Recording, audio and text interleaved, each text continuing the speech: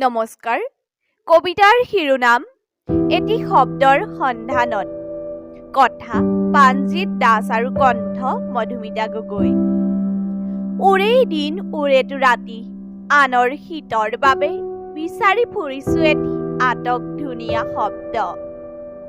হিংসা হিংসি আঁতৰাই যি প্ৰেমময়ী শব্দৰে মানুহৰ মন জয় কৰিব পাৰি, অন্ধবিশ্বাস দূৰ কৰিব পাৰি আৰু এনাজৰীৰ দোলেৰে বান্ধিব পাৰি। তেনেই শব্দ বিচাৰি ফুৰিছো। ক'ত জানো আছে সেই অমৃতময় শব্দটো? তলৌ তলৌকৈ বিচাৰি মোৰ আকুল হৃদয়ৰ কলমেৰে কৰিছো হেজাৰ আগবাগ এটি অবৈধ শিশুৰ দৰে।